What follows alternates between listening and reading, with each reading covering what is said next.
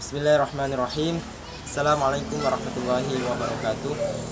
Baik, di sini saya akan menjelaskan materi tentang manajemen dakwah yang dimana lebih fokus kepada pengorganisasian dakwah.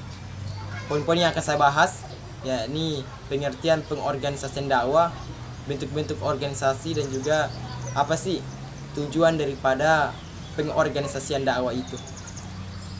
Pertama, pengertian pengorganisasian dakwah atau disebut juga sebagai tansim. Jadi, pengorganisasian adalah seluruh proses bukan orang-orang, alat-alat, tugas-tugas, tanggung jawab dan wewenang sedemikian rupa sehingga tercipta suatu organisasi yang dapat digerakkan sebagai suatu kesatuan dalam rangka mencapai suatu tujuan yang telah ditentukan. Ada dua hal yang harus diperhatikan dalam pengorganisasian, yakni adanya struktur organisasi dan juga desain organisasi. Di mana struktur organisasi adalah kerangka kerja formal organisasi yang dengan kerangka ini tugas-tugas jabatan dibagi-bagi, dikelompokkan dan dikoordinasikan. Sedangkan desain organisasi yaitu suatu proses yang melibatkan keputusan-keputusan mengenai spesialisasi kerja, departementalisasi, rantai komando, rentang kendali, desentralisasi, sentralisasi, serta formalisasi.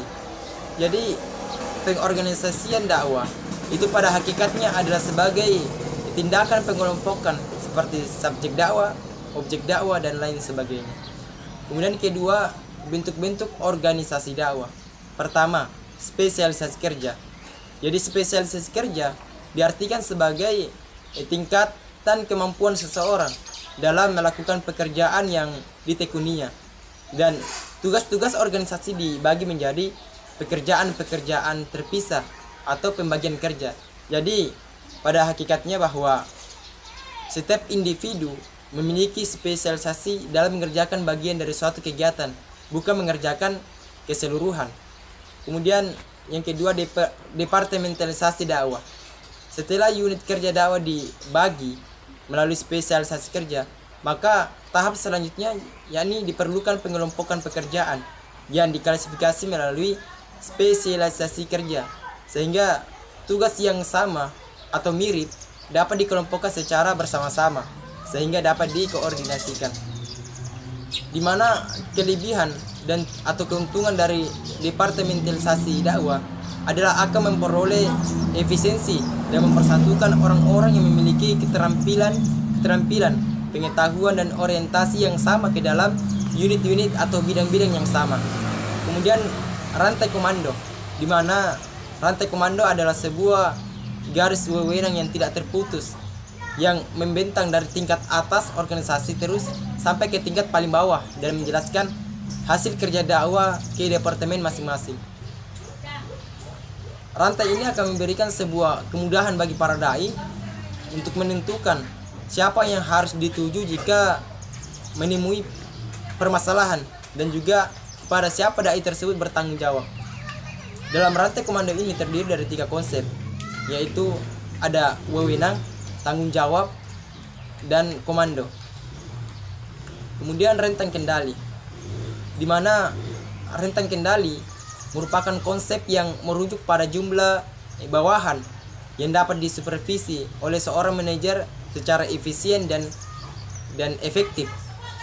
Di mana pentingnya konsep rentang kendali dalam pengorganisasian dakwah ini karena dapat menentukan jumlah tingkatan dan kuantitas manajer yang dimiliki oleh organisasi dakwah tersebut. Kemudian sentralisasi dan desentralisasi, di mana pengertian dari sentralisasi diartikan sebagai kadar sampai mana pengambilan keputusan terkonsentrasi pada tingkat atas organisasi. Konsep ini mencakup pada wewenang formal, yaitu hak-hak inheren dalam posisi seseorang.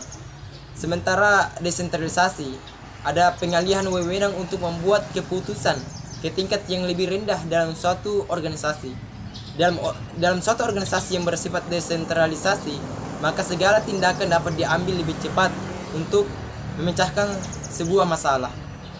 Di mana secara filosofis bahwa desentralisasi ini dapat dikembalikan pada pengertian bahwa setiap manusia adalah pemimpin dan setiap orang adalah khalifah, selalu cenderung dalam pemberian desentralisasi.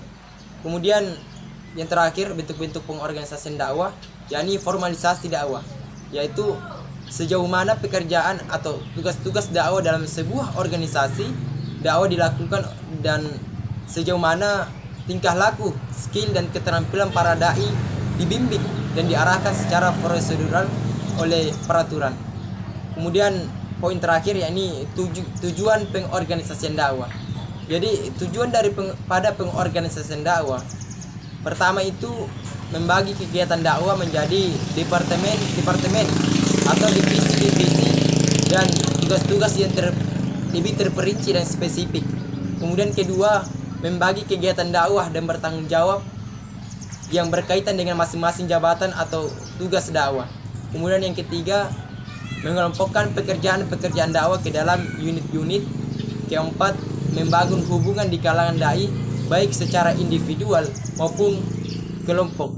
Kemudian yang kelima, menetapkan garis-garis wewenang formal. Yang keenam, mengalokasikan dan memberikan sumber daya organisasi dakwah. Yang terakhir itu dapat menyalurkan kegiatan-kegiatan secara logis dan sistematis. Mungkin hanya itu yang dapat saya paparkan mengenai pengorganisasian dakwah. Mudah-mudahan dapat kita mengerti. Assalamualaikum warahmatullahi wabarakatuh.